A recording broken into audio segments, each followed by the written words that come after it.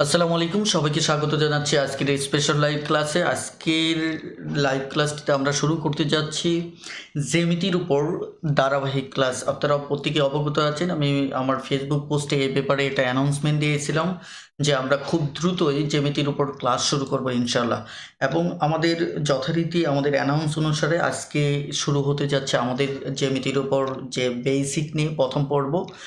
আর আপনাদের শুরুতেই বলে রাখি, যারা জ্যামিতিতে যথেষ্ট দুর্বল আছেন, অর্থাৎ জ্যামিতি বুঝতে যাদের সমস্যা আছে, তারা আমার এই ধারাবাহিক ক্লাসগুলি নিয়মিতভাবে করতে থাকুন। আমি আপনাকে এতটুকু আশ্বস্ত করতে পারি, অবশ্যই আপনার জ্যামিতির রিলেটেড যত ধরনের প্রবলেমস রয়েছে সেগুলো অবশ্যই দূর করতে পারবেন। তো আজকের লাইভ ক্লাসটি আমরা যেহেতু বেসিক আইডিয়াসগুলি নিয়ে, আজকের লাইভ ক্লাসে আমরা বেসিক আইডিয়াসগুলি নিয়ে কথা বলবো, সেক্ষেত্রে আপনাদের রিকোয়েস্ট করব যে আজকের ক্লাসের শুরু থেকে শেষ পর্যন্ত অবশ্যই আপনারা সঙ্গে থাকবেন। আর আরও একটি বিষয় হচ্ছে যে আমাদের যে লাইভ ক্লাসটি শুরু হতে যাচ্ছে, এই লাইভ ক্লাসে আমরা যথারীতি আমাদের সঙ্গে থাকবে ম্যাথ টিউটর, গণিত শিক্ষার গৃহশিক্ষক এই বইটি, এবং সঙ্গে আছে আমি কবি আল নূর। আর বরাবরের মতো আমি আপনাদেরকে এতটুকু বলতে চাই যে এই যে লকডাউন শুরু হয়েছে, লকডাউনের এই সময়টাতে আপনার সময়, যে মূল্যবান সময়টুকু সেটি নষ্ট না করে আপনি গণিত শেখায় মনোযোগী হন। আর সেক্ষেত্রে আমরা সবসময় আপনাদের পাশে রয়েছি। আর আরও একটি রিকোয়েস্ট করব যে প্রিয় শিক্ষার্থী বন্ধুগণ, যে আপনারা যারা এই লাইভ ক্লাসটি দেখছেন, অবশ্যই এই লাইভ ক্লাসটি দয়া করে একটু শেয়ার করে দেবেন, যাতে আরও অসংখ্য শিক্ষার্থীদের কাছে আমরা আমাদের এই ভলেন্টারি ওয়ার্কটিকে পৌঁছে দিতে পারি। আর ইতিমধ্যে কে কোথা থেকে জয়েন করেছেন একটু কমেন্টে দ্রুত জানিয়ে দেবেন। ওকে, এখানে হামিম খান সালাম দিয়েছেন, আসসালামু আলাইকুম স্যার। ওয়ালাইকুম আসসালাম রহমতুল্লাহ। মোহাম্মদ রিয়াজ ভাই সালাম দিয়েছেন, একইভাবে শরীফুল ইসলাম, সাইফুল ইসলাম ভাই, আহমেদ জেনি ভাই, ওকে, দেখা যাচ্ছে মুজাফর ভাই, সাইফুল ইসলাম ভাই বলেছেন কেমন আছেন, জি আলহামদুলিল্লাহ বেশ ভালো আছি। সজীব দত্ত ভাই, আসসালামু আলাইকুম sir, happy to see you again. Okay, thank you. একইভাবে ইসমাইল হোসেন ভাই, আসসালামু আলাইকুম স্যার। ওয়ালাইকুম আসসালাম। ওকে, যা হোক, ইতিমধ্যে অনেকেই জয়েন করেছেন। আমি শুরুতেই আপনাদেরকে একটু রিকোয়েস্ট করব, কি কোথা থেকে আজকের লাইভ ক্লাসটিতে জয়েন করেছেন একটু দ্রুত কমেন্টে জানিয়ে দিন। সেটি হতে পারে আপনার ক্যাম্পাসের নাম, অর্থাৎ ইউনিভার্সিটির নাম, অথবা আপনি যে ডিস্ট্রিক্ট অথবা যে থানা থেকে জয়েন করেছেন সেটি দ্রুত একটু কমেন্টে জানিয়ে দিন। তাহলে আমরা বুঝতে পারবো যে সারা দেশে কে কোথা থেকে আজকের লাইভটি করছেন। ওকে, ইতিমধ্যে দেখা যাচ্ছে ইশতিয়াক আহমেদ ভাই রাজশাহী থেকে জয়েন করেছেন, কল্যাণ ব্যানার্জি ভাই রাজশাহী থেকে জয়েন করেছেন, রুকনুজ্জামান দীপু ভাই রংপুর থেকে জয়েন করেছেন, মোহাম্মদ রিয়াজ ভাই মিরপুর টু ঢাকা থেকে জয়েন করেছেন, তানিয়া রহমান সালাম দিয়েছেন, জি আলহামদুলিল্লাহ ভালো আছি। আশিকুর রহমান আতিকুর রহমান আতিক ভাই কেমন আছেন, জি আলহামদুলিল্লাহ গাজীপুর। মেহেদি হাসান ভাই, আমি সিক্রেট গ্রুপে অ্যাড হতে চাই। হ্যাঁ, আপনি ম্যাথ টিউটর বইটি সংগ্রহ করে সিক্রেট গ্রুপে যুক্ত হয়ে যেতে পারেন। কারণ হচ্ছে আমরা ম্যাথ টিউটর বইটিতে একটা কুপন ব্যবহার করেছি, ওই কুপনটি পূরণ করে আপনি যথারীতি নিয়ম ফলো করে জমা দিলেই আপনি সিক্রেট গ্রুপে যুক্ত হওয়ার সুযোগটি পাচ্ছেন। ওকে, আরও অনেকেই কমেন্ট করেছেন, আসলে এই মুহূর্তে সবার কমেন্ট পড়ার সুযোগ যেহেতু হচ্ছে না, ইনশাল্লাহ আমি পরবর্তীতে হলেও আপনাদের কমেন্টগুলি দেখার চেষ্টা করবো ইনশাল্লাহ। তো আমি আপনাদেরকে একটু প্রথমে একটা প্রশ্ন জিজ্ঞেস করতে চাই, সেটি হচ্ছে আপনারা একটু দয়া করে আমাকে জানাবেন যে আমি প্রতিটি বিষয় একদম দেখা যাচ্ছে ভেঙে ভেঙে আলোচনা করব নাকি অ্যাডভান্স লেভেল থেকে আলোচনা করব। আপনারা যদি মনে করেন যে বেসিক থেকে আমি আলোচনা করব, তাহলে আমি ঠিক সেভাবেই আলোচনা করব। আর আপনি যদি মনে করেন না ঠিক আছে বেসিক লেভেলটাতে আমরা ভালো আছি, সো আপনি অ্যাডভান্স লেভেল থেকে কথা বলুন, তাহলে আমি সেখান থেকে শুরু করব। তবে অধিকাংশের মত যেটি হবে সেটির উপর ভিত্তি করে আমি আজকের ক্লাসটি শুরু করতে চাচ্ছি। দ্রুত চটপটে একটু কমেন্টে জানিয়ে দিন প্লিজ, খুব দ্রুত কমেন্টে জানিয়ে দিন।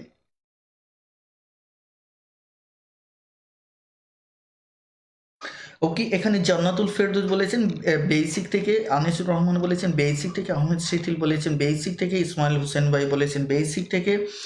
ওকে, এখানে মোহাম্মদ রিয়াজ ভাই স্যার, শেয়ার কি এই গ্রুপেই করবো? হ্যাঁ, এই গ্রুপেও করতে পারেন, এবং আমাদের যে অন্যান্য গ্রুপগুলি রয়েছে সেই গ্রুপগুলিতেও আজকের লাইভ ক্লাসটি দয়া করে শেয়ার করে দিতে পারেন। এবং সবচেয়ে ভালো হয় যে আপনার ওয়ালে যদি লাইভ ক্লাসটি শেয়ার করে দেন, কারণ এই ক্ষেত্রে আপনার যারা ফ্রেন্ডস লিস্টে যারা রয়েছে তারা অন্তত এই লাইভ ক্লাসটি দেখার সুযোগ পাচ্ছেন।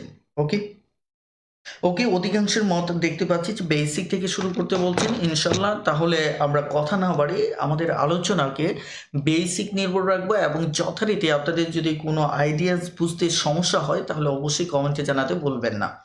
ওকে, তাহলে আমরা আর কথা বাড়াতে চাচ্ছি না, আর যথারীতি আপনাদের রিকোয়েস্ট করবো যে আমাদের লাইভ ক্লাসের ডিটেলস যে শিডিউলটি রয়েছে সেটি আমাদের গ্রুপে পাবেন।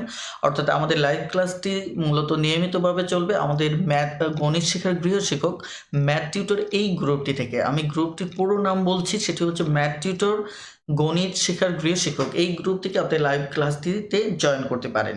ওকে ওকে, থ্যাংক ইউ। তাহলে আমি সরাসরি আজকের ক্লাসটিতে চলে যেতে চাচ্ছি। Thank you.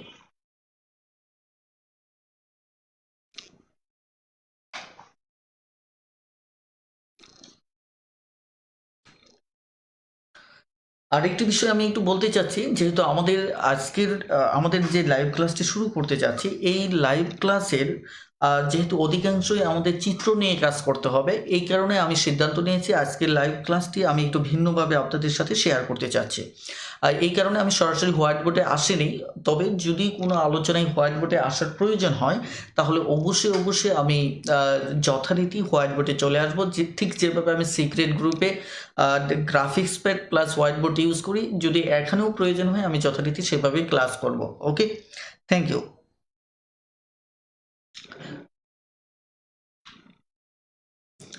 ওকে, তাহলে আমাদের আজকের আলোচনার যে টপিকটি ছিল, আপনারা যারা রুটিন দেখেছেন তারা জানেন যে আজকের আলোচনার টপিকে আমাদের মূলত প্রথম আইডিয়াটি ছিল জ্যামিতির প্রাথমিক ধারণা, অর্থাৎ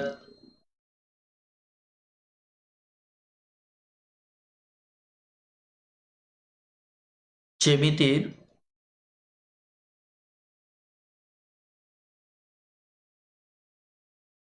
প্রাথমিক ধারণা।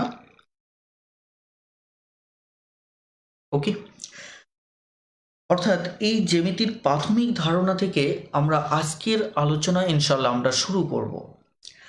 তো শুরুতেই আমরা যে আইডিয়াটি নিয়ে কথা বলতে চাচ্ছি, যে আসলে জ্যামিতির আলোচনার সবচেয়ে যে শুরুটা আপনারা প্রত্যেকেই অবগত আছেন যে আমরা আমাদের আজকের আলোচনাটা আমরা শুরু করতে চাচ্ছি বিন্দু থেকে।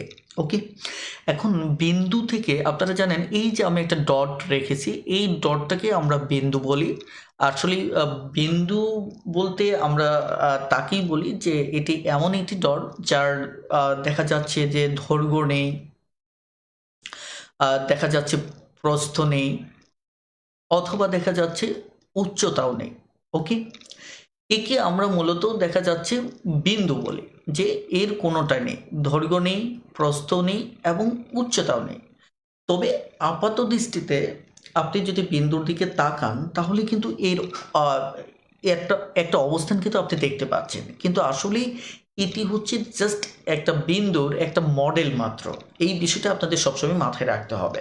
কিন্তু এর ডেফিনেশনটা যদি আপনি খেয়াল করেন, সেটি হচ্ছে মূলত বিন্দু, যে যার দৈর্ঘ্য প্রস্থ উচ্চতা নেই, শুধু জাস্ট এর অবস্থানটা রয়েছে, কথাটা কি, অর্থাৎ অবস্থিতিটা রয়েছে।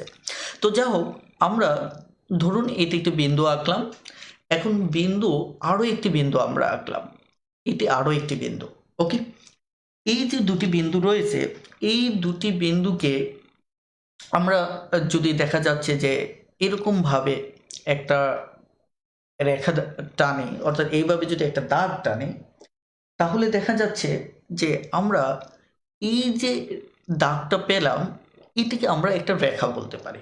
তবে রেখার ক্ষেত্রে আরেকটি বিষয় আপনাদের একটু মাথায় রাখতে হবে, যে রেখা এই যে দুদিকে অসীম পরিমাণ, অসীম দিকে চলতে থাকবে। আপনারা এই বিষয়টা একটু মাথায় রাখবেন, যে একটা রেখার যে প্রান্ত রয়েছে, একটি রেখার কিন্তু স্বাভাবিকভাবে কোনো প্রান্ত থাকে না, অর্থাৎ এটি অসীম পর্যন্ত চলতে থাকে। ওকে, অর্থাৎ দেখা যাচ্ছে এটি এদিকে বাম দিকে অসীম পর্যন্ত চলতে থাকবে, এটি ডান দিকে অসীম পর্যন্ত চলতে থাকবে। এই কারণে আমরা বলি যে রেখার ক্ষেত্রে আমাদের কোনো প্রান্ত বিন্দু থাকে না। এটি হচ্ছে আমাদের একটি বেসিক আইডিয়া।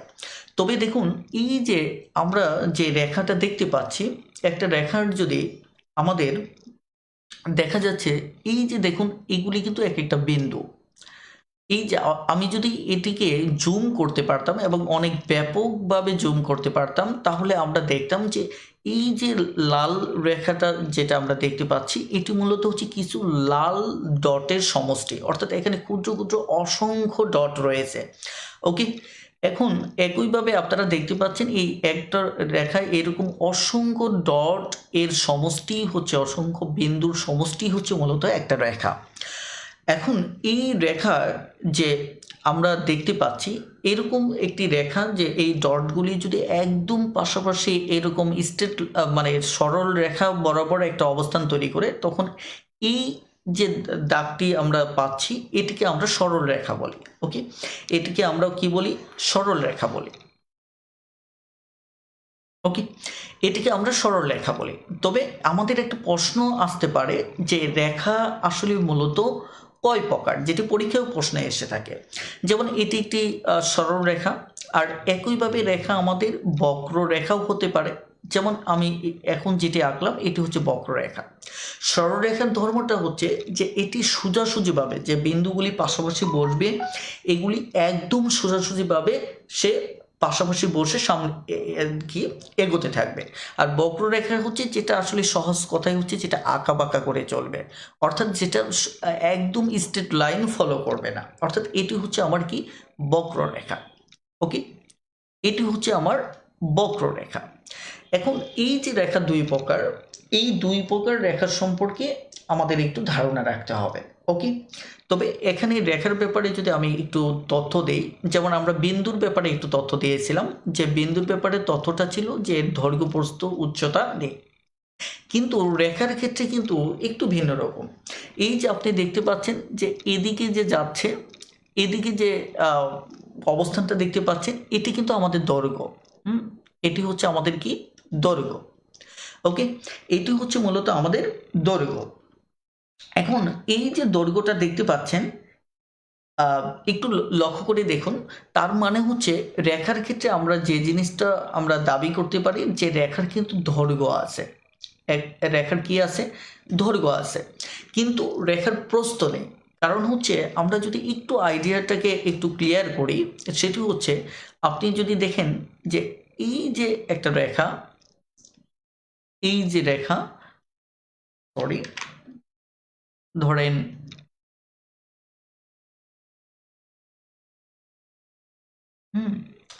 এই যে আপনি দেখতে পেলেন যে এই আমরা কিন্তু এখানে একটা রেখা এঁকেছি, এটি একটি রেখা, এটিও একটি রেখা, এটিও একটি রেখা, এটিও একটি রেখা। হ্যাঁ, তবে এই এই চারটি মিলে যখন আমরা একটা আবদ্ধ ক্ষেত্র তৈরি করলাম, তখন একে কিন্তু আমরা বলি তল। একে আমরা কি বলি? তল। এখন তলের ক্ষেত্রে যদি আমরা একটু ভালোভাবে লক্ষ্য করে দেখি, যে এই তলের ক্ষেত্রে এই দিকটা এটি হচ্ছে দৈর্ঘ্য, এটি হচ্ছে কি আমার দৈর্ঘ্য, আর এই যে এই দিকটা এটি হচ্ছে আমার কি প্রস্থ, এটি হচ্ছে আমার প্রস্থ। কথাটা ক্লিয়ার? অর্থাৎ আমরা এখানে দেখতে পাচ্ছি যখন একটি তল তৈরি করা হয়, যে এইভাবে যখন আমরা একটা তল তৈরি করি, তখন দেখা যাচ্ছে এর দৈর্ঘ্য থাকে, প্রস্থ থাকে। অর্থাৎ তলের ক্ষেত্রে আমরা একটা আইডিয়া নিতে পারি, সেটি হচ্ছে তলের ক্ষেত্রে আমাদের দৈর্ঘ্য রয়েছে, একইভাবে তলের ক্ষেত্রে আমাদের কি রয়েছে? আমাদের প্রস্থ রয়েছে। কথাটা ক্লিয়ার? এবার আমরা যদি ধরুন এর উপর ভিত্তি করে আমরা ছোট্ট একটি কাজ করি, সেটি হচ্ছে লক্ষ্য করুন যে এই যে এটিকে যদি আমি একটু এদিকে দেই, ওকে,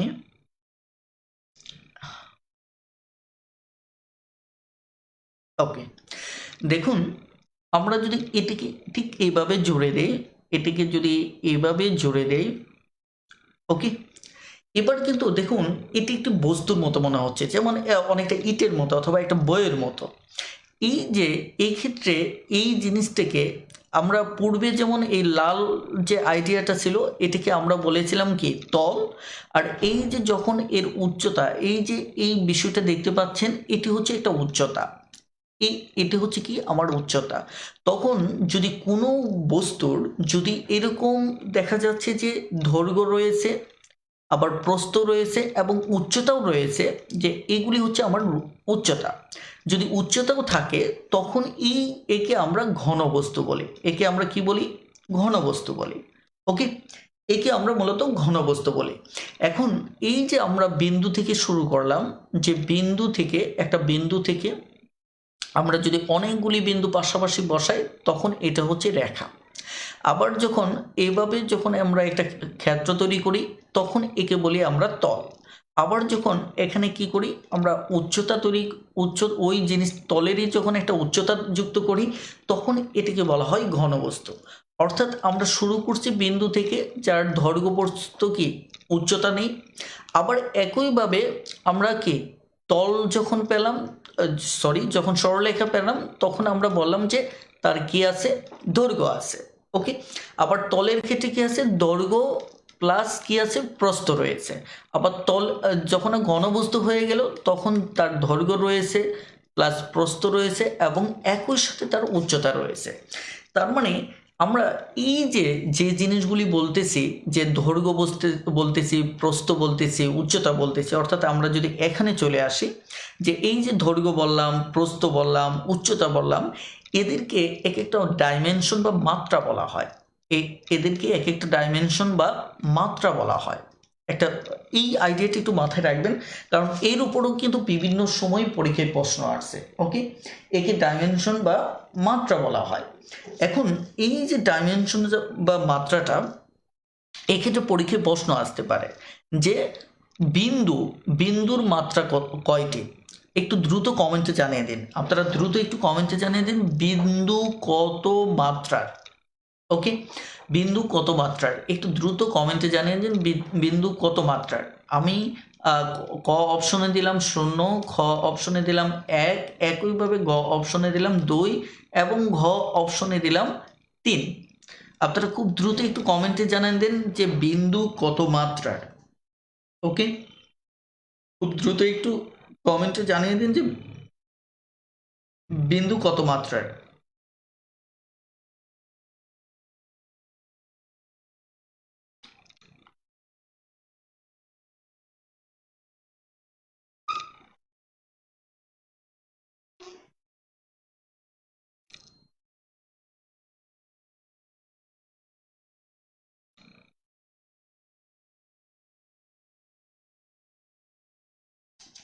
ওকে, অনেকেই উত্তর দিয়েছেন। এখানে কেউ বলছেন 0 মাত্রার, আবার কেউ বলেছেন 1 মাত্রাও বলেছেন। তবে এক্ষেত্রে আপনাদের একটু মাথায় রাখতে হবে যে এখানে একটু ভালোভাবে মাথায় রাখুন যে শূন্যের কোনো মাত্রা, বিন্দুর কোনো মাত্রা নেই, তার মানে মাত্রা নেই মানে এটি হচ্ছে 0 মাত্রার। ওকে, একইভাবে পরীক্ষায় প্রশ্ন আসতে পারে যে আমি আপনাদেরকে কিছু প্রশ্ন দেখাই, তাহলে আপনারা বুঝতে পারবেন যে কি টাইপের প্রশ্ন পরীক্ষায় এসে থাকে। ওকে, যেমন আপনারা যদি একটু এখানে লক্ষ্য করে যে এই যে এখানে একটু দেখেন, এই প্রশ্নটা যদি দেখেন যে এই প্রশ্নে এখানে বলা হচ্ছে যে বিন্দু কত মাত্রিক। 13 নম্বর প্রশ্নটা একটু লক্ষ্য করুন। 13 নম্বর প্রশ্নটা আমি একটু জুম করে দিচ্ছি, তাহলে আপনাদের বুঝতে সুবিধা হবে। ওকে, দেখেন এখানে এই যে 13 নম্বর প্রশ্নটা, 13 নম্বর প্রশ্নে এখানে সুস্পষ্টভাবে বলা হচ্ছে বিন্দু কত মাত্রিক। এটা দেখা যাচ্ছে 60 মুদ্রাক্ষরিকে পরীক্ষায় আসছিল, একটু খেয়াল করে। তার মানে এখানে ক আছে 0 মাত্রায়, খ আছে 1, গ আছে 2 এবং ঘ আছে 3 মাত্রার। তার মানে আপনারা বুঝতেই পারছেন যে এটি হবে আমাদের 0 মাত্রার। একইভাবে যদি 14 নম্বর প্রশ্নটাকে আপনি দেখেন, যে এখানে কি বলা হচ্ছে, যে দুটি মাত্রা দ্বারা তল সৃষ্টি হয় সেগুলোর নাম কি। এখন দেখেন দুটি মাত্রা যদি থাকে, আপনাদের এখানে একটু মাথায় রাখতে হবে যে তল আমরা যখন তৈরি করলাম এখানে দুটি, এটি হচ্ছে আমার দৈর্ঘ্য ছিল আর এটি ছিল আমার কি প্রস্থ। তার মানে তল হচ্ছে আমাদের দ্বিমাত্রিক। তাহলে এই ক্ষেত্রে আমাদের সঠিক উত্তর হচ্ছে কত? দৈর্ঘ্য এবং প্রস্থ। অর্থাৎ যে দুটি মাত্রা দ্বারা তল সৃষ্টি হয় সেগুলোর নাম হচ্ছে দৈর্ঘ্য এবং প্রস্থ। এক্ষেত্রে আরেকটি প্রশ্ন আছে, তলের মাত্রা কয়টি? তাহলে একইভাবে আমাদের উত্তর হচ্ছে কি 2টি। তাহলে এই টাইপের প্রশ্ন কিন্তু আমাদের আসতে পারে, যে একইভাবে আমাদের পরীক্ষায় কিন্তু আসতে পারে। তাহলে হচ্ছে ঘনবস্তু কত মাত্রার, অর্থাৎ ঘনবস্তু তাহলে আমাদের ত্রিমাত্রিক হচ্ছে। কি কি হচ্ছে? একটি হচ্ছে দৈর্ঘ্য, আরেকটি হচ্ছে প্রস্থ, এবং আরেকটি হচ্ছে কি আমার উচ্চতার। একইভাবে দেখা যাচ্ছে আপনার পরীক্ষায় আসতে পারে যে সরল রেখার কত মাত্রার, অর্থাৎ সরলরেখার আমার মাত্রা কয়টি আছে, এটিও কিন্তু পরীক্ষায় আসতে পারে। তার মানে সরলরেখার মাত্রা হচ্ছে কয়টা? একটি মাত্রা। তাহলে অর্থাৎ এভাবে পরীক্ষার প্রত্যেকটা বেসিক থেকে আপনার পরীক্ষায় প্রশ্ন আসতে পারে। এই কারণেই ক্ষুদ্র ক্ষুদ্র বিষয় আপনার এড়িয়ে যাওয়ার কোনো সুযোগ নেই। এই কারণে আমাদের নিয়মিত এই বিষয়গুলি থেকে আমাদের জ্যামিতি শেখা শুরু করতে হবে। যদিও আমরা বেসিক লেভেলগুলি অতিক্রম করতে করতে আমরা অসাধারণ কিছু টপিকস, মানে অসাধারণ কিছু বিষয় আমরা জানবো। তার জন্য আপনাদের প্রতিটি ক্লাস একদম মনোযোগের সাথে করতে হবে, এবং কোথাও যদি বুঝতে না পারেন তাহলে সেক্ষেত্রে আপনাকে প্রশ্ন করতে হবে। কথাটা ক্লিয়ার? এবার আসুন আমরা আবার একটু আলোচনাটাকে গুছিয়ে নিই। সেটি হচ্ছে কি, দেখেন আমরা কি বলেছিলাম, যে এই যে আমি যদি ধরেন এই একটা বিন্দু আঁকলাম, এই একটা বিন্দু আঁকলাম, তাহলে আপনাকে যদি প্রশ্ন করা হয় যে এই দুটি বিন্দু দিয়ে আপনি কয়টি সরলরেখা আঁকতে পারবেন, দ্রুত একটু কমেন্টে জানিয়ে দিন যে এই দুটি বিন্দু দিয়ে আপনি কয়টি সরলরেখা আঁকতে পারবেন। আমি আবারও প্রশ্নটা করছি যে এই দুটি বিন্দু দিয়ে আপনি কয়টি সরলরেখা আঁকতে পারবেন, দ্রুত একটু কমেন্টে জানিয়ে দেন। আমি ক নম্বর অপশন আপনাদেরকে দিচ্ছি, যে 2টি অথবা 3টি, অথবা ঘ নম্বর অপশন হচ্ছে কোনোটি নয়। একটু দ্রুত প্রশ্ন করুন যে কোনোটিই নয়, যে কোনটি উত্তর হবে। খুব দ্রুত একটু উত্তর জানিয়ে দিন যে এই দুটি বিন্দু দিয়ে আমরা কয়টি সরলরেখা আঁকতে পারবো। ওকে, দ্রুত কমেন্টে জানান যে আমি কয়টি সরলরেখা আঁকতে পারবো।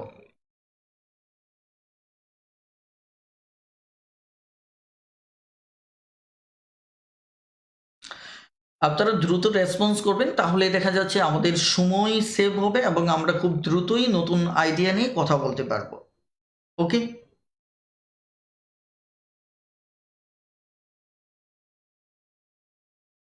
ওকে। এখানে দেখা যাচ্ছে দেলোয়ার হোসেন ভাই বলেছেন একটি, সবুজ সরকার বলেছেন গ, নৌসিন বৃতা বলেছেন ঘ, রিয়াজ আহমেদ তারিক বলেছেন কি সি। অর্থাৎ আপনারা দেখতে পাচ্ছেন যে কোনোটি নয় উত্তর হবে, কারণ হচ্ছে আমরা এই দুটি বিন্দু দিয়ে মূলত একটি সরলরেখা আঁকতে পারবো। আমি আবারও বলছি, দুটি বিন্দু দিয়ে আমরা মূলত একটি সরলরেখা আঁকতে পারবো। তবে হ্যাঁ, আপনি যদি বক্ররেখার কথা বলেন যে দুটি বিন্দু দিয়ে আমরা কয়টি বক্ররেখা আঁকতে পারবো, তাহলে সেক্ষেত্রে যেমন আপনি এভাবে ঘুরিয়ে একটা আঁকতে পারেন, আবার দেখা যাচ্ছে যে এভাবে ঘুরিয়ে একটা আঁকতে পারেন, আবার আমার ইচ্ছে হলো এদিক দিয়ে ঘুরে ঘুরে ঘুরে এদিক দিয়ে গেলাম, আবার হচ্ছে দেখা যাচ্ছে এদিক দিয়ে ঘুরে ঘুরে ঘুরে এভাবে আঁকলাম। অর্থাৎ আপনি যদি বক্ররেখা রেখা আঁকেন তাহলে সেক্ষেত্রে আপনি অসংখ্য আঁকতে পারবেন, এক্ষেত্রে সমস্যা নেই। কিন্তু আপনি যদি সরল রেখা আঁকেন তাহলে সরল রেখা অবশ্যই আপনি একটা মাত্র সরলরেখা আঁকতে পারবেন, এবং এই যে দুটি বিন্দু দিয়ে কয়টি সরলরেখা আঁকতে পারবেন এর উপর ভিত্তি করে পরীক্ষায় কিন্তু প্রশ্ন আসে। মানে আপনাকে প্রত্যেকটা লাইন পড়তে হবে। আহ,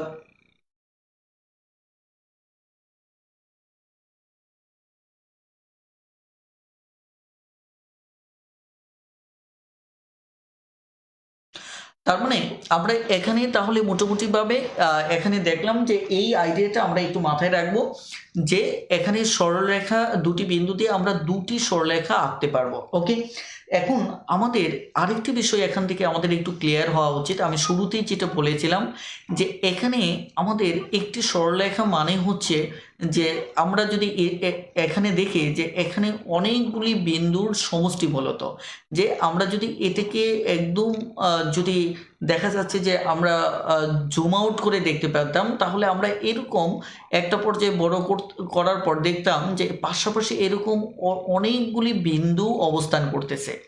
এখন এখানে জ্যামিতির ক্ষেত্রে একটা বিষয় আপনাকে একটু মাথায় রাখতে হবে যে এই যে একটা সরলরেখায় যখন এই যে যে বিন্দুগুলোর সমষ্টি হয়ে একটা সরলরেখা তৈরি হলো, অর্থাৎ একটা সরলরেখার মাঝে যে বিন্দুগুলো পাশাপাশি অবস্থান করে এই বিন্দুগুলিকে সমরেখ বিন্দু বলে। এই বিন্দুগুলিকে কি বলে? সমরেখ বিন্দু বলে। এই আইডিয়াটা আপনাদের একটু মাথায় রাখতে হবে যে একটি সরলরেখার যে বিন্দুগুলো পাশাপাশি অবস্থান করে এই বিন্দুগুলিকে সমরেখ বিন্দু বলে। ওকে, এখন আরেকটা বিষয় আমি যদি বলি যে এই যে আমি দুটি বিন্দু আঁকলাম, দুটি বিন্দু আঁকলাম, এটি মূলত যে দেখা যাচ্ছে আপনাদের বোঝানোর জন্য আমি একটু বড় করে নিচ্ছি। একটু লক্ষ্য করে যে এই দুটি বিন্দু দিয়ে ধরেন আমি একটা সরলরেখা আঁকলাম। ওকে, একটি সরলরেখা আঁকলাম। একইভাবে দেখা যাচ্ছে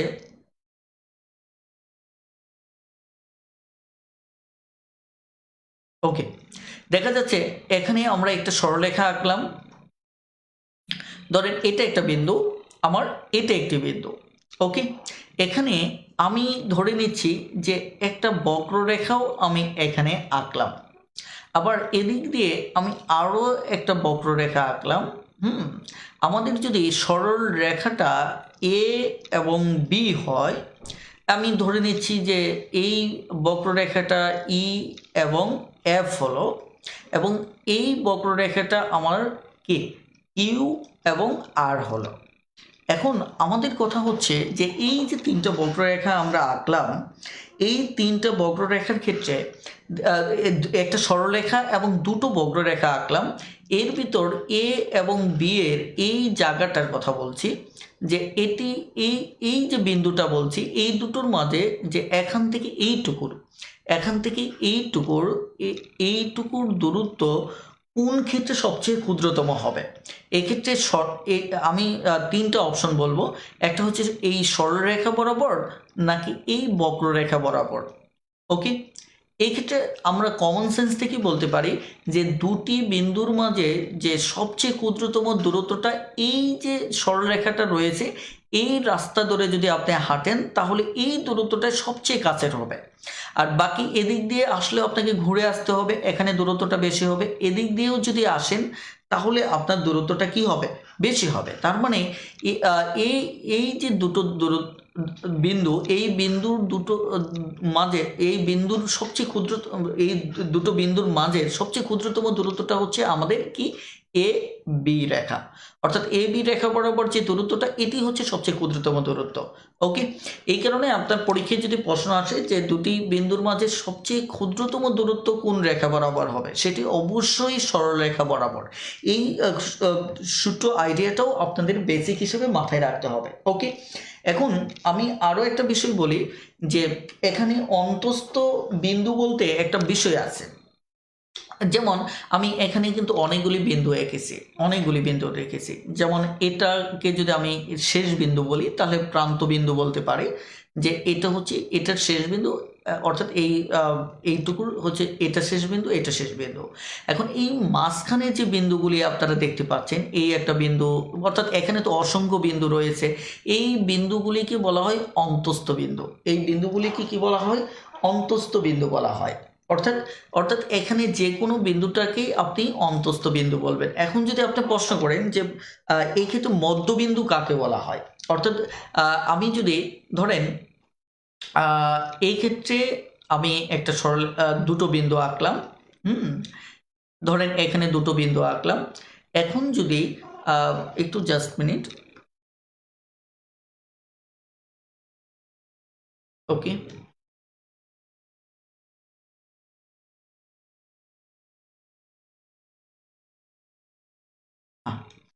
এবার লক্ষ্য করেন আমি এটার উপর ভিত্তি করে একটু বিন্দুটা আঁকি, তাহলে আমাদের জন্য বুঝতে সুবিধা হবে। ধরেন আমি দুটো বিন্দু আঁকলাম। একটা বিন্দু হচ্ছে ঠিক এই জায়গায়, আরেকটা বিন্দু হচ্ছে ঠিক এই জায়গায়। ওকে, এই দুটো বিন্দুর মাঝে আমি যদি ঠিক এই যে মাঝখানে একটা বিন্দু আঁকি, অর্থাৎ এই 5 জায়গায় যদি আমি একটা বিন্দু আঁকি, আপনাদের যদি বুঝতে সমস্যা হয়, আমার মনে হয় বুঝতে পারার কথা। হ্যাঁ, তাহলে এই যে মাঝখানের যে বিন্দুটাকে এই বিন্দুটাকে আমরা কি বলবো? আমরা মধ্যবিন্দু বলবো। এই বিন্দুটাকে আমরা কি বলবো? মধ্যবিন্দু বলবো। ওকে, আমি আবারও বলছি, এই বিন্দুটিকে আমরা কি বলবো? মধ্যবিন্দু বলবো। অর্থাৎ এই যে প্রান্তীয় যে বিন্দু দুটো আছে, এই বিন্দু দুটোর এখান থেকে যে দূরত্বটা, এই দূরত্বটা কি হবে? সমান হবে। এই দূরত্বটা কি হবে? অর্থাৎ সমান হবে। অর্থাৎ এখানে এই মাঝখানে বিন্দুটাকে আমরা কি বলবো? আমরা মধ্যবিন্দু বলবো। কথাটা ক্লিয়ার? অর্থাৎ এই হচ্ছে আমাদের মধ্যবিন্দুর আইডিয়া। এখন আসুন আমরা আরো কিছু বিষয় একটু ক্লিয়ার হয়ে নেই। সেটি হচ্ছে, ধরেন আমরা যদি এখানে স্বাভাবিকভাবে খেয়াল করে দেখেন যে আমরা যে রেখা আঁকি, আমাদের তিনটা আইডিয়া একটু ক্লিয়ার হওয়া উচিত, যে রেখা কি, রেখাংশ কি এবং রশ্মি কি। এই তিনটা আইডিয়া আমাদের একটু ক্লিয়ার হওয়া উচিত। ধরেন আমি এইভাবে এঁকে নিলাম, এইভাবে এঁকে নিলাম, এভাবে এঁকে নিলাম। এখন আসুন যে আমাদের যদি এরকম হয় যে আমরা রেখা তাকেই বলবো যে যখন এরকম পাশাপাশি বিন্দুগুলো অসীম পর্যন্ত, যাদের প্রান্ত বিন্দু থাকবে না, কি থাকবে না? প্রান্ত বিন্দু নেই। অর্থাৎ প্রান্ত বিন্দু নেই, এরকম যে পাশাপাশি বিন্দুগুলো বসে যে রেখাটা তৈরি করবে, অর্থাৎ যে আপনার আউটলাইনটা তৈরি করবে, এটি হবে আমাদের রেখা। এটি হচ্ছে কি? আমার রেখা। ওকে, এটি হচ্ছে আমার রেখা। এটি হচ্ছে একটি বিষয়। এখন তাহলে রেখাংশটা কি? রেখাংশটা কি? চলুন রেখাংশটা আমরা দেখব। যে ধরুন এটিকে আমরা ওই রেখাটাকেই নিচ্ছি। ধরেন এই রেখাটা, এটার যদি কোনো একটা অংশ নিয়ে নিই, ধরেন এই একটা, এখান থেকে এই অংশটুকু আমি নিলাম, অর্থাৎ আমি এই অংশটুকুর এরিয়াটার নাম দিলাম এ থেকে বি। অর্থাৎ এই যে এ বি, যেমন এটা হচ্ছে আমার কি, মানে এই যে এটাকে আমি যদি বলি যে এটাকে আমি রেখা বলছি, হ্যাঁ। আর এই যে এখানে এ বি অংশ যখন আমি দাগিয়ে নিলাম, এই এ বি অংশটা হচ্ছে রেখাংশ, অর্থাৎ এটি হচ্ছে রেখা। আর এই মাঝখানের যে অংশটুকু আমি দাগিয়ে নিলাম, এটা হচ্ছে রেখাংশ। রেখাংশের ক্ষেত্রে তাহলে আমরা বুঝতে পারছি যে এটা হয়তো এখান থেকে শুরু হলো, এখান থেকে গিয়ে আবার কি হয়েছে? শেষ হয়েছে। অর্থাৎ এটা শুরু এবং শেষ আছে। অর্থাৎ শুরু শেষ মানে কি? আমার প্রান্তবিন্দু আছে। ওকে, এখানে প্রান্তবিন্দু আপনি যদি একটু হিসাব করে দেখেন, টোটাল প্রান্তবিন্দু হবে দুটি। ওকে, এখানে প্রান্তবিন্দু দেখা যাচ্ছে টোটালি নেই। আর রেখাংশের ক্ষেত্রে আমার প্রান্তবিন্দু কয়টা আছে? আমার প্রান্তবিন্দু দুটো আছে। ওকে, এবার যদি আমি দেখা যাচ্ছে যে এই ক্ষেত্রে চিন্তা করি, ভালো করে লক্ষ্য করুন। এখান থেকে ধরেন আমি যে কোনো একটা প্রান্তকে আমি যদি সসীম বানিয়ে দিই, অর্থাৎ একটা সীমা আছে ধরে নিই, ধরেন এই একটা সীমা রয়েছে, তাহলে দেখুন এদিকে এই পর্যন্ত লাস্ট সীমা, আর এদিকে কিন্তু অসীম পর্যন্তই চলতে আছে। দেখেন এদিকে কি হচ্ছে? আমার অসীম পর্যন্ত চলছে। বাট এই যে এটা হচ্ছে আমার কি? একটা প্রান্তবিন্দু। এটি হচ্ছে কি? আমার একটা প্রান্তবিন্দু, অর্থাৎ যেখান থেকে শুরু হয়েছে। ওকে, এই যে যখন এরকম হবে তখন এটিকে আমরা বলবো রশ্মি। এটিকে আমরা কি বলবো? রশ্মি বলবো। ওকে, এটাকে আমরা রশ্মি বলবো। এখন রশ্মি, তাহলে এই ক্ষেত্রে আমাদের প্রান্তবিন্দুর হিসাবটা হবে যে রশ্মির ক্ষেত্রে প্রান্তবিন্দু থাকবে কয়টা? একটা। তাহলে আমরা যদি একে সামারাইজ করি, টোটাল তথ্যটাকে যদি দেখা যাচ্ছে যে আমরা একটু সামারাইজ করি, তাহলে বিষয়টা কি দাঁড়াচ্ছে? বিষয়টা এই দাঁড়াচ্ছে যে রেখার কোনো প্রান্তবিন্দু নেই, রেখাংশের আমাদের দেখা যাচ্ছে যে প্রান্তবিন্দু আছে দুটি, এবং রশ্মির ক্ষেত্রে প্রান্তবিন্দু হচ্ছে আমার একটা। এখন বলতে পারেন যে এই আইডিয়াগুলি আমাদের কি কাজে লাগবে? এখন আপনাদের জন্য বিষয় হচ্ছে যে প্রথমত বেসিক হিসেবে এদেরকে জানতে হবে। দ্বিতীয়ত হচ্ছে যে আমাদের এই বেসিকগুলির উপরও আমাদের কি আসে? পরীক্ষায় প্রশ্ন আসে। চলুন আমরা এই রিলেটেড কয়েকটা প্রশ্ন দেখি, তাহলে হয়তো আপনাদের একটু ক্লিয়ার হবে। যেমন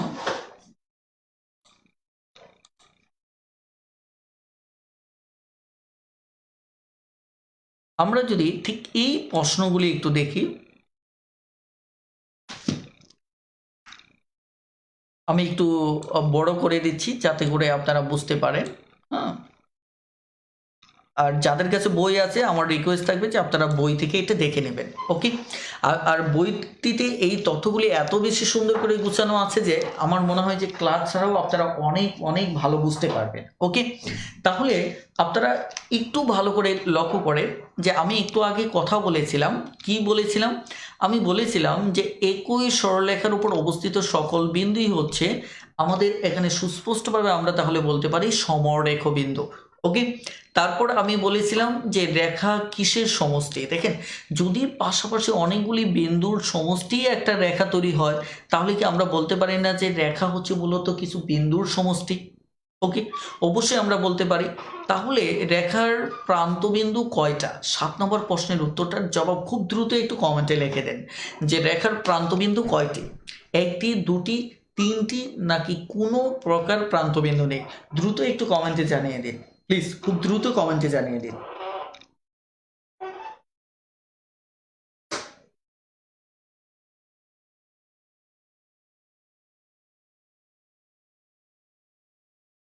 ওকে, এখানে সাজ্জাদ হোসেন ভাই বলেছেন দুটি।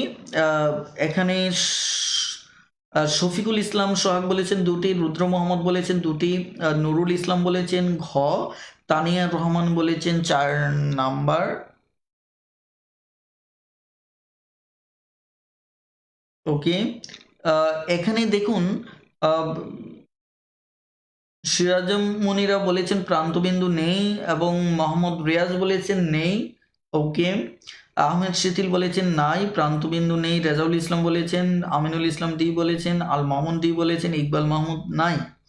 একইভাবে জায়েদ রনি বলেছেন নেই। একইভাবে আশা বলেছেন নেই। মেহিবুবুর সুজা বলেছেন কোনো প্রান্তবিন্দু নেই। ওকে, থ্যাংক ইউ। আসলেই আমরা আপনারা যারা একটু আলোচনাটা মাথায় রেখেছেন তারা জানেন যে রেখা এটা অসীম পর্যন্ত চলতে থাকে যাদের কোনো প্রান্তবিন্দু নেই। আর যদি আমার রেখাংশ হতো তাহলে দুটি প্রান্তবিন্দু থাকতো, আর যদি আমার কি হতো, একটা রশ্মি হতো তাহলে একটি প্রান্তবিন্দু থাকতো। অর্থাৎ এটি হচ্ছে রশ্মির ক্ষেত্রে, আর এটি হচ্ছে রেখাংশের ক্ষেত্রে, আর এটি হচ্ছে আমার রেখার ক্ষেত্রে যার কোনো প্রান্তবিন্দু নেই। অর্থাৎ আমাদের উত্তর হবে কত? ডি। এখন এখানে 8 নম্বর বলা হচ্ছে রেখার কয়টি প্রান্তবিন্দু আছে। এখন রেখার ওই একই উত্তর। 9 নম্বরে হচ্ছে রেখা কত প্রকার, আমরা এটা বলেছি। রেখা হচ্ছে আমাদের মূলত হচ্ছে কত? 2 প্রকার, আমাদের সরলরেখা এবং কি বক্ররেখা। এখন দেখেন 10 নম্বর প্রশ্ন দেখেন, দুটি নির্দিষ্ট বিন্দু দিয়ে অঙ্কিত সরলরেখা হবে কয়টি? এখন দুটি নির্দিষ্ট বিন্দু দিয়ে আমি কিন্তু বলেছিলাম যে এরকম দুটি নির্দিষ্ট বিন্দু দিয়ে অঙ্কিত সরলরেখা কয়টি হবে? একটু দ্রুত চটপটে উত্তরটা দিয়ে দিন যে এখানে উত্তর কত হবে, দ্রুত একটু কমেন্টে জানিয়ে দিন।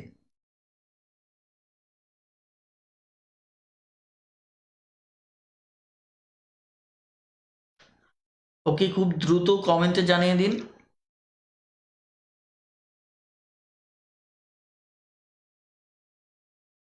ওকে, এখানে দেখা যায় যে আসমাউল হুসনা বলেছেন একটি, একইভাবে রুদ্র মোহাম্মদ বলেছেন একটি, তানিয়া রহমান বলেছেন একটি, মোহাম্মদ ইকবাল মাহমুদ বলেছেন একটি, ইস্তেক আহমেদ বলেছেন একটি, সিরাজুম মনিরা বলেছেন একটি, রিয়াজ আহমেদ তারেক বলেছেন ক অর্থাৎ একটি। একইভাবে ফরিদুজ্জামান বলেছেন একটি, আবু ইউসুফ নোমান খান বলেছেন একটি, কল্যাণ ব্যানার্জি বলেছেন একটি, আরমান হোসেন বলেছেন একটি, সাজিয়া ইয়াসমিন বলেছেন ক অর্থাৎ একটি, ইব্রাহিম মাহমুদ বলেছেন ক একটি। ওকে, তাহলে আমরা এবার 11 নম্বর প্রশ্নটা বেশ গুরুত্বপূর্ণ একটি প্রশ্ন। দেখেন 11 নম্বর প্রশ্নে মূলত বলা হচ্ছে কি এ বি রেখাংশের উপর পি একটি বিন্দু হলে কোন সম্পর্কটি সবসময় প্রযোজ্য? আমাদের এই একটি সম্পর্ক দেওয়া আছে, এখানে একটি সম্পর্ক, এখানে একটি, এখানে একটি। তো এই ব্যাপারে আমি যদি আপনাদেরকে বলি যে প্রথমত আপনাকে যে কাজটা করতে হবে, এ বি একটা রেখাংশ আপনি আঁকেন। সরি, আমাদের যে কাজটা করতে হবে, প্রথম কাজটা হচ্ছে আমাদের এ বির উপর কি করতে হবে? একটি এ বি একটা রেখাংশ আঁকতে হবে। সরি, ধরুন এই একটা রেখাংশ আঁকলাম। এখন এটা হচ্ছে আমার এ, আর এটি হচ্ছে আমার কি? বি। এখন এই এ বি রেখাংশ আঁকার পর আমাদের পি একটা বিন্দু। এখন পি বিন্দুটা আমি দেখা যাচ্ছে পি বিন্দুটা চাইলে এখানেও নিতে পারি, এখানেও নিতে পারি। অথবা আমি এখানেও নিতে পারি। এখন যদি আপনি এখানে নেন তাহলে এ পাশে এই পাশে সমান হবে, কিন্তু এটা সব সময় না। ধরেন আপনি এখানে নিলেন সমান হলো, আমি যদি এখানে নিই তাহলে এই দুটো পরস্পর সমান হবে না। তার মানে এখানে ক নাম্বার অপশনটা শুরুতেই বাদ যাচ্ছে, কারণ সব সময়ের জন্য এখানে বলা হচ্ছে সব সময়ের জন্য প্রযোজ্য কোনটা হবে। ওকে, তাহলে আপনি হয়তো এখানে নিলে ক নাম্বারটা সঠিক হতে পারে, কিন্তু আমি যদি এখানে নিই তাহলে সঠিক হবে না। এই কারণে সব সময়ের জন্য যেহেতু বলেছে, সো দেখা যাচ্ছে যে আমরা এই ক নম্বর অপশনটা বাতিল করতে পারি। এবার দেখেন আমাদের এখানে যদি বলা হয়, ধরেন আমি এই মাপটাই যদি নেই, তাহলে এখানে এ বি বড় হচ্ছে, এখানে দেখা যাচ্ছে গ্রেটার দেন মানে কি এ বিটা বড়, অর্থাৎ এটি হবে বড়, আর এপিটা ছোট হবে। এপিটা কি হবে? ছোট হবে, এটি স্বাভাবিক। আপনি যদি ভালোভাবে খেয়াল করেন, আপনি যদি এটাও নেন, আপনি মাঝখানে নেন, সাইডে নেন, যেখানেই নেন, এটা তো টোটালটা হচ্ছে এবি, তার মানে এবি কিন্তু সবসময় বড় হবে। আপনি এইটুকু নিলেও ছোট হবে, এইটুকু নিলেও ছোট হবে, এইটুকু নিলেও ছোট হবে। তার মানে আমরা খ নম্বর অপশনটা পাচ্ছি। আবার এখানে গ নম্বর অপশনটা যদি দেখেন, এবি বড় হবে, অর্থাৎ এই টোটালটাই বড় হবে, এই টোটালটাই বড় হবে যদি এপি আর পিবি যোগ করি, অর্থাৎ এপি এবং পিবি যোগ করে। এটা কখনোই হবে না। আপনারা একটু মাথায় রাখুন যে যখন আমি এ বির মাঝখানে যে কোনো একটা অংশ ভাগ করব, সেটা যদি আমি এখানেও ভাগ করি, তাহলে একটু খেয়াল করে দেখেন এই দুটো যদি আমি যোগ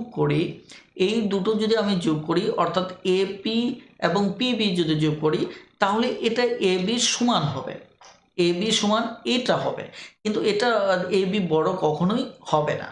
আবার দেখা যাচ্ছে যে এখানে বলা হচ্ছে যে এপি বড় হবে পিবির চাইতে। এটা তো আমরা জানি যে এটা পরিবর্তনশীল, কারণ হচ্ছে যে কখনো এটা সমান হতে পারে, কখনো আবার পিবি বড় হতে পারে, আবার কখনো এপি বড় হতে পারে। তার মানে এটিও সবসময়ের জন্য সত্য না। কথাটা ক্লিয়ার?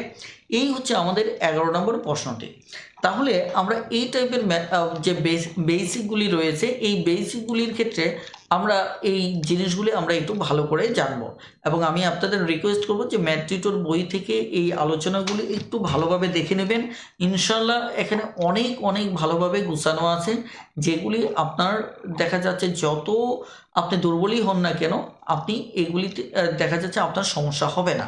ওকে, এবার আসুন আমি একটু আপনাদের সাথে ফাইনালি একটু কথা বলি। সেটি হচ্ছে আপনাদের একটু কমেন্ট জানতে চাই যে আজকের ক্লাসটা আমি কতক্ষণ কন্টিনিউ করব। একটু আপনাদের কমেন্টের উপর ভিত্তি করে আমি নিয়মিতভাবে ক্লাস কন্টিনিউ করব। ওকে, একটু দ্রুত একটু কমেন্টে জানান যে আপনাদের ক্লাসটি প্রতিদিন কত মানে দেখা যাচ্ছে যে 1 ঘন্টা কন্টিনিউ করব, নাকি আপনার 1.5 ঘন্টা কন্টিনিউ করব, নাকি দেখা যায় 40 থেকে 50 মিনিট কন্টিনিউ করব। একটু দ্রুত কমেন্টে জানিয়ে দিন। ওকে, সিফাত শাহরিয়ার বলেছেন 1 আওয়ার, আহমেদ সেতিল বলেছেন 1 আওয়ার, এ কে আকাশ বলেছেন 1 আওয়ার, রুদ্র মোহাম্মদ বলেছেন 2 ঘন্টা। ওকে, ইকবাল মাহমুদ বলেছেন 1 ঘন্টা নিলে ভালো হয়। মোহাম্মদ জুবাইর বলেছেন 1 ঘন্টা 30 মিনিট। আশরাফুল ইসলাম বলেছেন 1 ঘন্টা। সাজিয়া আফরিন প্রীতি বলেছেন 1 ঘন্টা। আরমান হোসেন বলেছেন 1 ঘন্টা। ওকে, ইসমাইল হোসেন বলেছেন 1 ঘন্টা। তানিয়া রহমান আপনার ইচ্ছে স্যার। ওকে ওকে, আমি বুঝতে পেরেছি। অধিকাংশের যে কমেন্ট আছে, আমি গণতান্ত্রিক প্রক্রিয়ায় আসলে আমি এগোবো।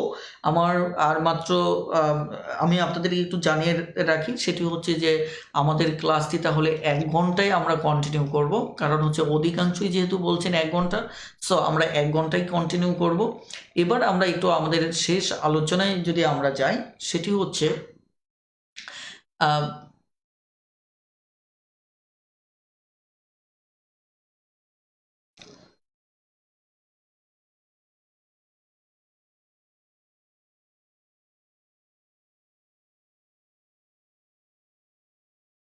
ওকে, এবার আমরা একটু আমাদের আলোচনায় বের করতে চাচ্ছি। সেটি হচ্ছে আমরা ছোট্ট একটা আইডিয়া এখন শেষ করে আমরা আলোচনাটা শেষ করব। সেটি হচ্ছে যে আমাদের অনেক সময় দেখা যাচ্ছে যে দুটো রেখা যদি আমরা পাশাপাশি আঁকি, ধরেন এই একটা সরলরেখা আঁকলাম, এই একটি সরলরেখা আমি আঁকলাম, তাহলে এই দুটি সরলরেখার মাঝে যদি যে দূরত্বটা রয়েছে, এই দূরত্বটা যদি একটা সমান দূরত্ব বজায় রেখে পাশাপাশি চলতে থাকে, একটা সমান দূরত্ব বজায় রেখে যদি পাশাপাশি চলতে থাকে, তাহলে প্রথম কথা হচ্ছে এরকম সমান দূরত্ব বজায় রেখে যদি দুটি সরলরেখা পাশাপাশি চলতে থাকে, তাহলে এরা কোথাও কখনোই একত্রিত হবে না। এটা হচ্ছে প্রথম সত্য কথা। কারণ এখানেও যদি আমি ধরে নিচ্ছি 5 সেন্টিমিটার, তাহলে এখানেও 5 সেন্টিমিটার, তার মানে এভাবে এগোতে এগোতে জীবনে কখনোই আমরা দেখব যে এরা কখনোই পরস্পর মিলিত হবে না। অর্থাৎ এরকম দুটি যখন রেখা পাশাপাশি চলতে থাকে, তখন এই রেখা দুটোকে আমরা বলি সমান্তরাল রেখা। আমি আবারও বলছি, এই রেখা দুটিকে আমরা তখন বলবো কি, সমান্তরাল রেখা। কথাটা ক্লিয়ার? তাহলে এই সমান্তরাল রেখার ক্ষেত্রে আমি বলবো যে এদের কোনো সাধারণ বিন্দু নেই। সাধারণ বিন্দুটা নিয়ে আমি একটু কথা বলি। হ্যাঁ, সাধারণ বিন্দুটা হচ্ছে, ধরেন দুটি রেখার সাধারণ বিন্দুটা কি মূলত? সাধারণ বিন্দুটা হচ্ছে, ধরেন এই যে আমি একটা রেখা আঁকলাম, আপনারা জানেন যে এই রেখাগুলি দেখা যাচ্ছে যে অসংখ্য বিন্দুর সমষ্টি। ধরেন এই একটা বিন্দু, এখানে একটা বিন্দু, এখানে একটা বিন্দু, এরকম অসংখ্য বিন্দুর সমষ্টি হচ্ছে আমার দেখা যাচ্ছে এই রেখাটা। হ্যাঁ, এখন সাধারণ বিন্দুটা কি? দুটি রেখার সাধারণ বিন্দু কি? ধরেন আমি এই যে একটা রেখা আমি আঁকলাম, এই দুটি রেখা দেখেন, এখানেও একটা বিন্দু রয়েছে, এখানে একটা বিন্দু রয়েছে। ধরেন এটা হচ্ছে, আমি যদি এটার নামকরণ করি যে এটা এ বি, আর এটি হচ্ছে আমার সিডি। তাহলে এ বির মাঝখানে এরকম একটা বিন্দু আছে এবং সিডির মাঝখানেও একটা বিন্দু আছে, যে এই বিন্দু দুটির, যেমন এ বি রেখাটা এই সিডির এই বিন্দু দিয়ে যদি যায়, তাহলে এই দুটি এমন একটা জায়গা আমরা পাবো, মিলনস্থল পাবো, যেখানে সিডির একটা বিন্দু এবং এ বির একটা বিন্দু পরস্পর একই হবে। ওকে, এখন এই বিন্দুটাকে আমরা কমন বিন্দু বলবো। কমন মানে কি, সিডিরও এই বিন্দুটা এমন একটি বিন্দু যেটি সিডিরও রয়েছে এবং এবিরও রয়েছে, এটিকে আমরা কমন বিন্দু বলবো। তার মানে দুটি রেখা যদি এভাবে পাশাপাশি চলতে থাকে এবং তারা যদি, তাহলে তখন তারা হচ্ছে সমান্তরাল রেখা। তাহলে সমান্তরাল রেখা যদি হয়, তাহলে স্বাভাবিকভাবে এদের কোনো সাধারণ বিন্দু থাকার কথা না। আমি আবারও বলছি, এদের কোনো সাধারণ বিন্দু থাকার কথা না। এই কারণে আমরা সবসময় মাথায় রাখবো যে সমান্তরাল রেখাদ্বয়ের কোনো সাধারণ বিন্দু নেই, অথবা কোনো সাধারণ বিন্দু থাকে না। কথাটা ক্লিয়ার? এই হচ্ছে একটা বিষয়। আরেকটি বিষয় হচ্ছে যে সমান্তরাল রেখার ক্ষেত্রে বেশ চমৎকার কিছু বিষয় রয়েছে। যেমন আমি যদি বলি, ধরেন এখানে যদি আরও একটা রেখা আমি আঁকি, ধরেন এখানে আরও একটা রেখা আঁকলাম, তাহলে দেখেন আমি ধরে নিচ্ছি যে এখানে আমি যদি একটু নামকরণ করি যে এটি হচ্ছে আমার A B Rekha. A B সমান্তরাল আইডিয়াকে এরকম খাড়া বরাবর এই সাইনটা দিয়ে প্রকাশ করা হয়।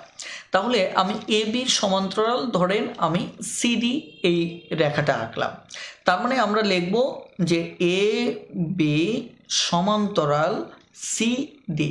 তার মানে আমরা বুঝতে পারলাম এ বি আর সিডি হচ্ছে পরস্পর সমান্তরাল। এখন যদি আমি এই যে এ বির সমান্তরাল, ধরে নেন এ বির সমান্তরাল, আমি যদি আরও একটা কি সরলরেখা আঁকি, তাহলে এর নাম দেব আমি, ধরেন ই এফ। এর নাম দিলাম কি, ই এফ। তাহলে আমি লিখতে পারি যে ই এফ হচ্ছে এ বির সমান্তরাল।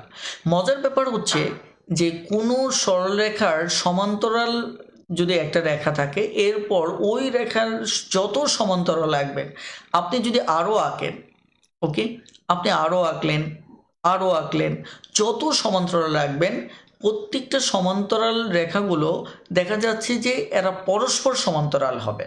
যেমন ইএফ আছে, জি এইচ আছে, অথবা দেখা যাচ্ছে আই জে আছে। যত সমান্তরাল রাখবেন, যেমন এ বি সমান্তরাল সিডি, আবার সিডির সমান্তরাল কিন্তু ইএফ হবে, অথবা সিডির সমান্তরাল সিজি হবে। অর্থাৎ কোনো সমান্তরাল রেখা, কোনো রেখার সমান্তরাল আপনি যদি রেখা আঁকেন, ওই রেখার আরও যত সমান্তরাল রাখবেন তারা প্রত্যেকেই পরস্পরের সমান্তরাল। এটি হচ্ছে একটা কমন আইডিয়া। এই আইডিয়াটাও আপনারা একটু মাথায় রাখবেন। ওকে, এবার আমি যদি বলি, ধরেন যে একটা রেখার উপর ধরেন একটা লম্ব আঁকলাম। আপনারা লম্বটা কিভাবে আঁকবেন? ধরেন আমি যদি আপনাদেরকে বলি যে লম্ব আঁকবেন, ধরে নিচ্ছি ওকে। দেখেন এখানে খেয়াল করে দেখেন যে এই ক্ষেত্রে আপনি একটু ওকে ধরেন আপনি একটা লম্ব যদি স্বাভাবিকভাবে আঁকেন, তাহলে এটা আঁকবেন। ধরেন এই একটা আপনি চাপ নিলেন, তারপর আপনি এই পাশে আরেকটা চাপ নিলেন, ওকে।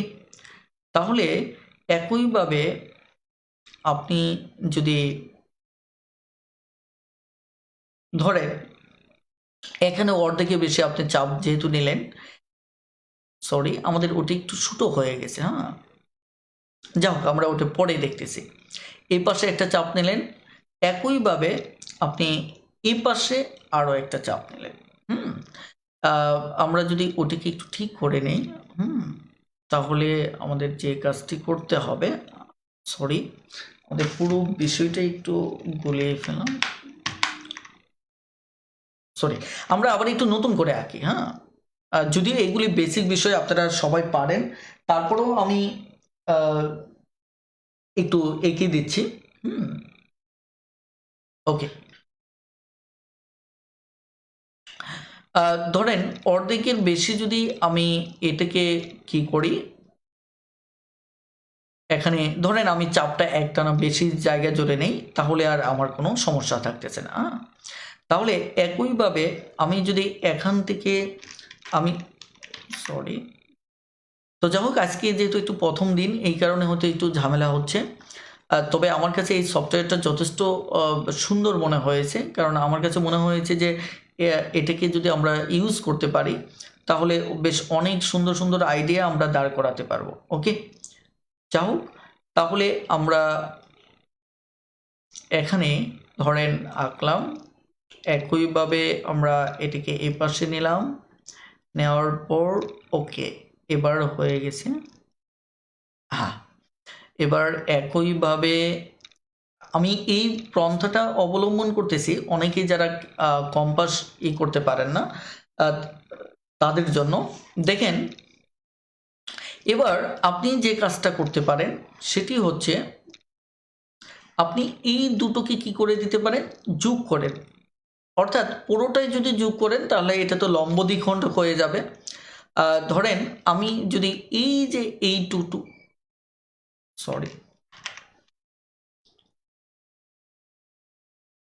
আমি যদি এইটুকু আঁকি তাহলে এই যে আমাদের একটা লম্ব হয়ে গেল। যেহেতু আমি অর্ধেকে বেশি ব্যাসার্ধ নিয়েছি এই কারণে একে আমি লম্ব দ্বিখণ্ডকও বলতে পারি। যদি আমি এটাকে পুরোপুরিভাবে এখান থেকে যদি এই পর্যন্ত এঁকে ফেলি তাহলে এটা আমাদের সরাসরি লম্ব দ্বিখণ্ডকও হয়ে যাবে। ওকে, এখন আমার কথা হচ্ছে লম্বের ব্যাপারটা নিয়ে আমি কথা বলতে চাচ্ছি যে এটা যে কোনো একটা চাপ নিয়ে আপনি যদি আঁকেন তাহলে এই ক্ষেত্রে আমাদের 90 ডিগ্রি উৎপন্ন হয়, এদিকে 90 ডিগ্রি এদিকে 90 ডিগ্রি। অর্থাৎ যখন এই অন্য একটা রেখার উপর 90 ডিগ্রি অ্যাঙ্গেলে এসে পড়ে তখন এটিকে আমরা লম্ব বলি। ওকে, এখন আমি যে কথাটা বলতে চাচ্ছিলাম সেটি হচ্ছে যে আমাদের লম্বের ক্ষেত্রে আমরা যদি এরকম একাধিক লম্ব আঁকি, ধরেন আরও একটা লম্ব আমরা এখান থেকে আঁকলাম একটা সরলরেখার ওপর, ধরেন আরও একটা লম্ব আঁকলাম, আরও একটি লম্ব আমরা যদি আঁকি তাহলে মজার ব্যাপার হচ্ছে যে এই যে আমরা একটা সরলরেখার উপর যদি একাধিক লম্ব আঁকি তাহলে এই লম্বগুলো পরস্পরের সমান্তরাল হবে। কারণ হচ্ছে কেন, কারণ হচ্ছে যে আমাদের এখান থেকে এর যে দূরত্বটা, এখানে দূরত্বটা কিন্তু সমান হবে। অর্থাৎ আমরা যদি এটাকে ঘুরিয়ে নিতে পারতাম তাহলেই দেখতে পেতেন যে এরা পরস্পরই কি সমান্তরাল। তার মানে কোনো রেখার উপর যদি আমরা কি একাধিক লম্ব আঁকি ওই লম্বগুলো হচ্ছে পরস্পরের কি আমাদের সমান্তরাল। ওকে, এই হচ্ছে একটি বিষয়। আরেকটা ব্যাপার হচ্ছে যে আমরা যদি আরেকটা বিষয় দেখি সেটা হচ্ছে ধরেন একটু খেয়াল করেন যে এখানে যদি আমরা দুটো একটা ধরেন আমরা দুটো পরস্পর সেট করছে এরকম দুটো যদি রেখা নেই, এই ক্ষেত্রে আমি যদি পাশাপাশি তৃতীয় একটা ধরেন আমি এদের সমান্তরাল আঁকতে চাই, তাহলে একই সাথে দুটো সমান্তরাল আমি আঁকতে পারবো না। যেমন আমি যদি এটা নামকরণ করি, ধরেন এটি হচ্ছে এ, বি, সি এবং ডি। আগামী ক্লাসে আমরা কোণ নিয়ে কথা বলবো এবং ইনশাল্লাহ আমরা অসাধারণ কিছু আইডিয়া শেয়ার করব। যারা জ্যামিতিতে দুর্বল আছেন, আমি রিকোয়েস্ট করব যে আপনারা অবশ্যই ক্লাসগুলি মিস করবেন না। আর আমি রিকোয়েস্ট করব যে আপনারা অবশ্যই আমার সাথে সাথে আমার ম্যাথ টিউটর বইটি ফলো করবেন, চর্চা করবেন, তাহলে ইনশাল্লাহ জ্যামিতি নিয়ে আর কখনোই কোনো সমস্যা হবে না। ওকে, এখন যদি আমি আপনাদেরকে বলি যে দুটো পরস্পর ছেদি রেখা কখনোই তৃতীয় একটি রেখার প্রত্যেকেই সমান্তরাল হতে পারে না। কিভাবে? যেমন এ বি, যেমন আমরা একটা যদি আরও একটা তৃতীয় একটা রেখা নেই, তাহলে এটা যদি আমি এ বির সমান্তরাল আঁকি, এ বির যদি সমান্তরাল আঁকি, তাহলে সে একই সাথে সিডির সমান্তরাল হবে না। আবার যদি ধরেন আমি যদি এটাকে সিডির সমান্তরাল আঁকি, একইভাবে আমি যদি এটাকে সিডির সমান্তরাল আঁকি, তাহলে একই সাথে আমাদের কি হচ্ছে না, আমাদের এবি সমান্তরাল হবে না। সো এই আইডিয়াটা আমাদের একটু মাথায় রাখতে হবে যে দুটি পরস্পরস্থিতি সরলরেখার ক্ষেত্রে তাদের তৃতীয় একটি সরলরেখা তাদের প্রত্যেকের সমান্তরাল হতে পারে না, অর্থাৎ যে কোনো একটা সমান্তরাল হবে। এই হচ্ছে আমাদের সমান্তরাল রিলেটেড আমাদের কিছু আইডিয়া। আশা করি এই আইডিয়াগুলি আপনারা বুঝতে পেরেছেন। আর আমি যেহেতু অলরেডি আমাদের ক্লাসের টাইম মোটামুটিভাবে 1 ঘন্টা হয়ে গেছে, সো আমি আর ক্লাসটি দীর্ঘায়িত করতে চাচ্ছি না। তবে নেক্সট ক্লাসে আমরা অসাধারণ কিছু বেসিক নিয়ে কথা বলবো। সো সেই বেসিক অবশ্যই আপনারা ক্লাসটি করবেন এবং আমার গ্রুপে আপনারা অ্যাক্টিভ থাকবেন। এখানে নিয়মিত বিভিন্ন ক্লাসের আপডেটস দেওয়া হবে এবং অসাধারণ আমরা নিয়মিত আমাদের কোর্সের আপডেটগুলি জানাবো। এবং যারা সিক্রেট গ্রুপটাতে জয়েন করতে চান তারা ম্যাথ টিউটর বইটি সংগ্রহ করে সিক্রেট গ্রুপে জয়েন করেন। সেখানে আমরা পাশাপাশি এখন পাটিগণিতের ক্লাস হচ্ছে এবং বীজগণিতের ক্লাস হচ্ছে, সেই ক্লাসগুলি করারও আপনারা সুযোগ পাবেন। অর্থাৎ আমি আপনাদেরকে বলি, এই লকডাউনে যদি আপনি সত্যিকার অর্থে ম্যাথ শিখতে চান, তাহলে বিভিন্ন জায়গায় দৌড়াদৌড়ি না করে পেইড অর্থাৎ টাকা পয়সা খরচ করে যে কোর্সটি আপনি করতে চাচ্ছেন, সেই কোর্সটি, সেই উন্নত মানের কোর্সটি এবং কিছু ক্ষেত্রে তার চাইতেও অনেক শক্তিশালী বেসিক নিয়ে আমাদের ফ্রি কোর্সটি সাজানো। শুধুমাত্র শর্ত হচ্ছে আপনি ম্যাথ টিউটর বইটি ক্রয় করবেন এবং ম্যাথ টিউটর বইয়ের ভিতরে একটি কুপন রয়েছে, এই কুপনটি পূরণ করে আমাদেরকে ইনবক্স করবেন, তাহলেই আপনি দেখা যাচ্ছে যে এই কোর্সটি করার সুযোগ পাচ্ছেন। সো ম্যাথ টিউটরের সঙ্গেই থাকুন এবং কবিয়াল নোট স্যারের সঙ্গেই থাকুন। আজকের ক্লাসটি এই পর্যন্তই। সবাই ভালো থাকবেন, সুস্থ থাকবেন। আল্লাহ হাফেজ। আসসালামু আলাইকুম।